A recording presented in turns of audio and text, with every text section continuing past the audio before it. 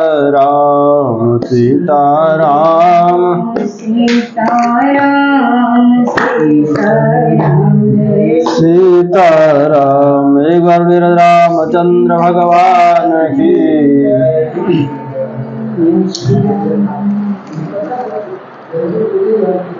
उद्धव जी ने मैत्रेयी से जब प्रश्न किया था कि आप हमको सृष्टि का क्रम बताइए, भगवान ने सृष्टि की रचना कैसी की और उसके प्रमुख प्रमुख पात्र कौन कौन लोग रहे हैं और उनका उद्देश्य क्या है, तो उसमें जो है जो मैत्रेयी जी ने बताया है, एक तो ब्रह्मा जी से सृष्टि चालू हुई। ब्रह्मा जी जब उठे तो उन्होंने क्या किया कि पहले जो प्रवृत्ति निवृत्ति परायण जो संत हैं पहले वो उत्पन्न हुए, उस हिसाब से प्रवृत्ति परायण संत उत्पन्न हुए, जो मैंने उस दिन बताया था। दक्ष इत्यादि जो है, दक्ष है, नारद है, ये सब। और उसके बाद क्या किया कि जब ये लोग जो है सृष्टि क्रम में उतना जो है निपुण नहीं हुए, तो ब्रह्मा जी ने अपने आप को ही दो विभाग में बांटा, जिसको मनु और शत्रुपा रूप में उपस्थित हुए। और मनु और शत्रुपा रूप में जब आए तो उनके 5 संतानें हुए, प्रियव्रत, उत्तानपाद और आकुति, देवहूति और प्रसूति। तो जो इसमें उत्तानपाद हैं उनके चरित्र को मैत्रेयी जी बताते हैं। उत्तानपाद जो थे उनके जो है 2 पत्नियां थी, एक सुरुचि और एक सुनीति। सुरुचि जो है उसको बोलते हैं, रुचि शब्द जिससे सभी लोग जानते हैं, जो अच्छा लगने वाला हो, जो अपने को अच्छा लगे, रुचिकर, जो अपने को अच्छा लगे वो रुचि है। और एक उनकी पत्नी है सुनीति।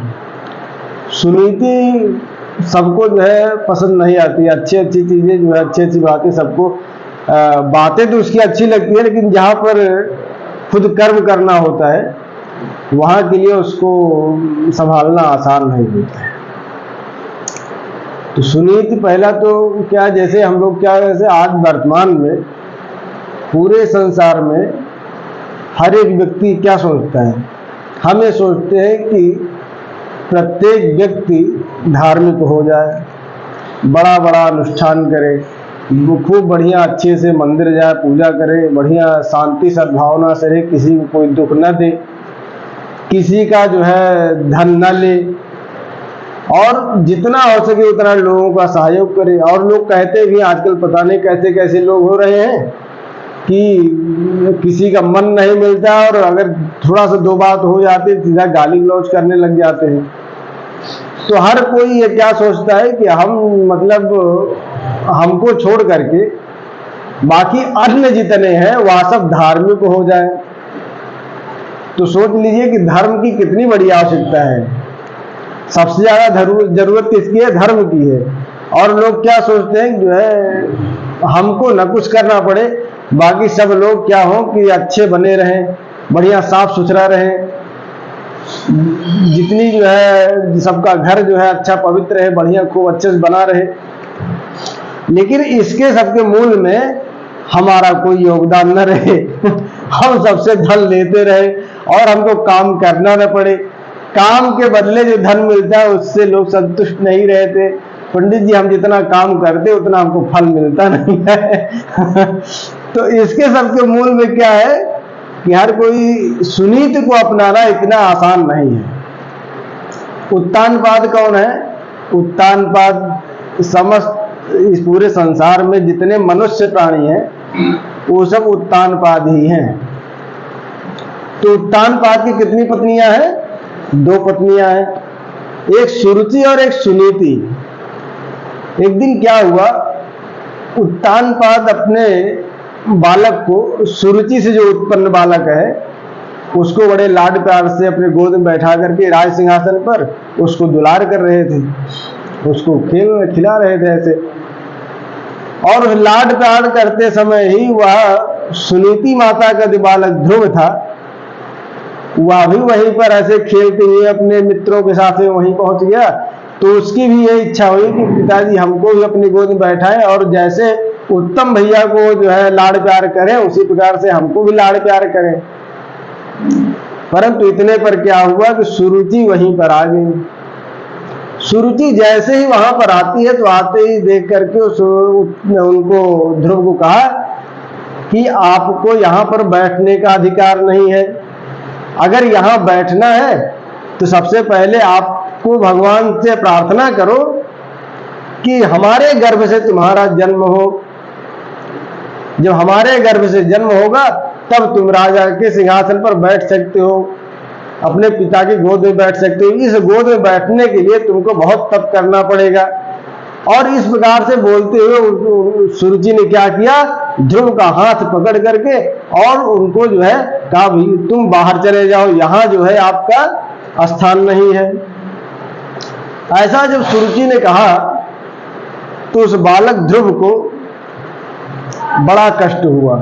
अब उसको उस समय उसकी अवस्था 5 वर्ष की थी, तो ज्यादा तो उसने कुछ नहीं समझा, लेकिन ये जरूर उनको समझ में आ गया ध्रुव जी को कि हमारा अपमान हुआ है। और उस अपमान के खेद से, अपमान के कष्ट से वो क्या हुआ, वहां से अपना मुंह लटकाए और उसके बाद अपने घर को चले गए। सुनीति माता के पास में गए तो वहां बैठ करके अपना जो है अपने मन में विचार कर रहे थे। तब माता ने जब देखा सुनीति जी ने कि हमारे बच्चे का मुख क्यों जो है ऐसे जो है नाराज सा है, तो उसके मुख को, मुखमंडल को देख करके उनको बड़ा कष्ट हुआ। और ध्रुव ने खुद नहीं बताया कि हमको किसने क्या कहा।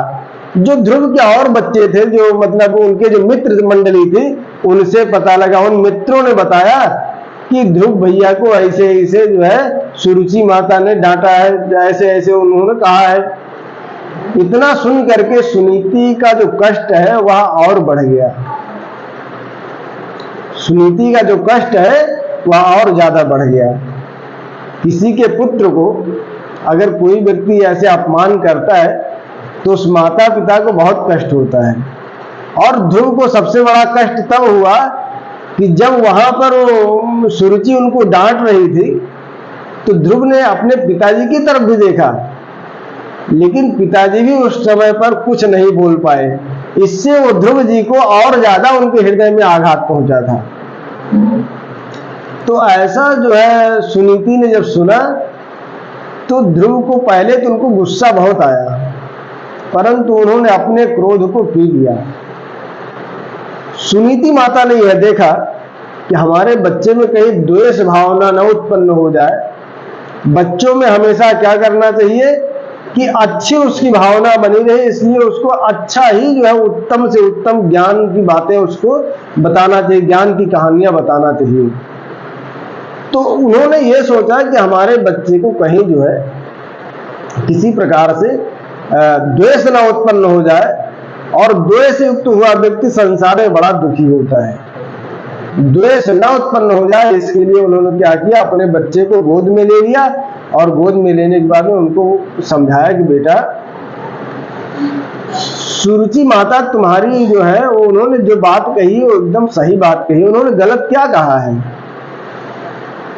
देखो, इस संसार में सुख उसी को मिलता है जिसके ऊपर भगवान की कृपा होती है, जिसके ऊपर भगवान की बहुत बड़ी अनुग्रह होती है, वही संसार में सुखी होता है। वो चाहे जिस योनि में हो, इस संसार में चाहे ऐसा नहीं खाली मनुष्य योनि में सुख मिलता है। भगवान की कृपा जिसके ऊपर हो जाए, जिसका पूर्व जन्म का प्रारब्ध अच्छा हो, वो चाहे जिस योनि में चला जाए उसको वहीं पर सुख मिलने लग जाएगा। और यदि भगवान की अनुग्रह नहीं हुई तो मनुष्य का तन पा करके भी, किसी राजा के यहाँ पैदा होकर के भी, राजा बन करके भी उसको कष्ट ही मिलना है। देखो, एक श्वान होता है ना, श्वान कुत्ता होता है। अब बताओ, कुत्ते ने कब कमाई किया, कब उसने बहुत अच्छे पैंट शर्ट पहने, कब उसने बहुत अच्छा जो है पढ़ाई लिखाई किया, इसमें से उसके पास कुछ भी नहीं रहता है। लेकिन उसका भाग्य देखो, जो पूर्व जन्म का उसका प्रारब्ध रहता है, भगवान की अनुग्रह रहती है, तो क्या होता है, वो बढ़िया BMW से घूमता है। उसके लिए बढ़िया डबल बेड लगाए जाते हैं, बढ़िया रोज तेल साबुन से स्नान कराया जाता है, AC में रहता है। समस्त सुख के संसाधन उसके पास उपलब्ध रहते हैं और सेवादार उसके लिए अलग रहते हैं। और तो उसका लालन पालन किया जाता है। पूरा लालन पालन उसका जो है कितने राजा की भांति होता रहता है। ये किसकी अनुग्रह है? भगवान की। और यदि भगवान का अनुग्रह ना हो तब क्या होता है? कहा लोग शीश महल भी बनवा लेते हैं फिर भी जेल में डाल दिए जाते हैं। जो भगवान का अनुग्रह नहीं होती है, भगवान की कृपा नहीं होती है, तब क्या होता है? वो चाहे आप कितने भी राजा के यहाँ पहुंच जाइए वहां पर भी आपको सुख नहीं मिलेगा। आप स्वयं राजा बन जाइए।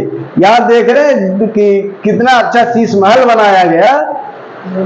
शीश महल बनाने के बाद भी कि कितना बढ़िया बढ़िया जो है उसको एक एक रहने के लिए, उठने बैठने के लिए कितनी व्यवस्थाएं की गई, उसके बावजूद वह सुख नहीं दे रहा है। क्योंकि सुख पाने के लिए इन प्राकृतिक चीजें आपके शरीर को सुख दे सकती हैं, परंतु ये आएंगी कैसे, इसके लिए तो कोई विधाता ही निर्माण करता है।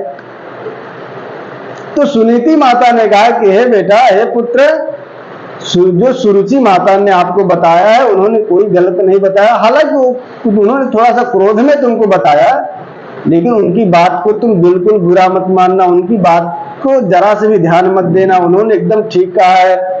जो भगवान की कृपा प्राप्त होते हैं, जो भगवान के कृपा प्राप्त होते हैं, उनके पास ही समस्त सुख के साधन उपलब्ध होते हैं। तो आप ऐसा करो, भगवान से प्रार्थना करो कि आपको भी जो है भगवान वैसे ही उच्च पद प्रतिष्ठा प्रदान करें। क्योंकि उनकी जब कृपा हो जाती है तब क्या होता है कि लोग वहां पर पहुंच जाते हैं जहां पर सामान्य पुरुषों की, देवताओं की भी पहुंच नहीं होती है, वह व्यक्ति वहां पहुंच जाता है। और देखो, आपके सामने तो उदाहरण भी है। सुनीति माता ने ध्रुव से कहा आपके सामने तो उदाहरण भी है। कौन? कहा कि देखो, आपके पिता जो बाबा जी ब्रह्मा जी है ना, वो भी क्या परबाबा ही तो लगते हैं ब्रह्मा जी। अरे ब्रह्मा जी से कौन हुए? मनु और शत्रुपा, मनु शत्रुपा से उत्तानपाद और उत्तानपाद से जो है ध्रुव, तो परबाबा हुए ना। देखो, तुम्हारे जो परबाबा है, परदादा हैं, वो भी इतनी बड़ी प्रतिष्ठा प्राप्त की है, तो उन्होंने क्या किया है? तप किया है। विधाता भी जितना तप करेंगे उतने दिन की उनकी आयु उतनी बढ़िया होती है और उतने ही उनको कारोबार मिलता है, उतनी पद प्रतिष्ठा उनको मिलती है। तो हे पुत्र, तुम भी ऐसा करो कि जो है तप करो, भगवान से कृपा प्राप्त करो, भगवान की प्रार्थना करो, भगवान से प्रार्थना करो कि कैसे हमको यह सब प्राप्त हो।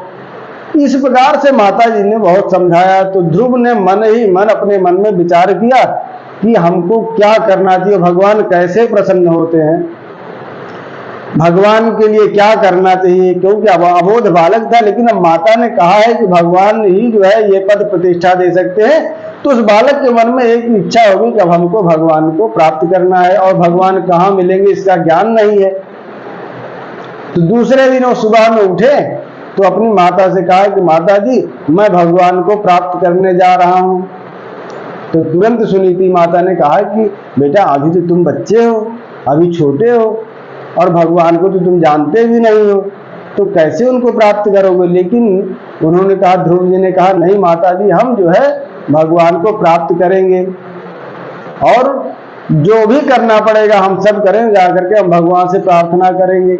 तो बहुत जो है अनुनय विनय किया ध्रुव जी ने। तब माता जी ने भी आदेश दिया, ठीक है जाओ। अब घर से तो बेचारे निकल गए ध्रुव जी, लेकिन अब विधि उनका जो है उनको जानकारी है नहीं।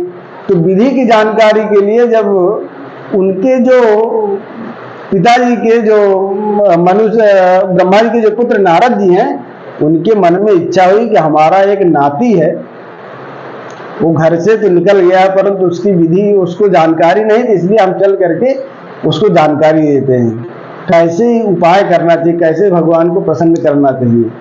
अब जब नारद जी यहाँ पर आते हैं ध्रुव जी के पास में, ध्रुव जी को पहले देखते हैं, तो वैसे ही गुरु को चाहिए पहले शिष्य को देख लिया, शिष्य बनने लायक है या नहीं, कच्चा तो नहीं है। तो ऐसा जो है मन में विचार करके नारद जी वहां पर आए और ध्रुव जी से कहा, भैया अभी तो तुम एकदम छोटे से, और जंगल में तो बड़े बड़े राक्षस रहते हैं, बड़े बड़े जो है जानवर रहते हैं, हिंसक पशु रहते हैं, उनसे तुम अपनी रक्षा कैसे करोगे? ध्रुव जी ने कहा हम भगवान के सहारे जा रहे हैं और भगवान ही हमारी रक्षा करेंगे, क्योंकि राजीव नयन धरे धनुषायक भगति विपत्ति भंजन सुखदायक।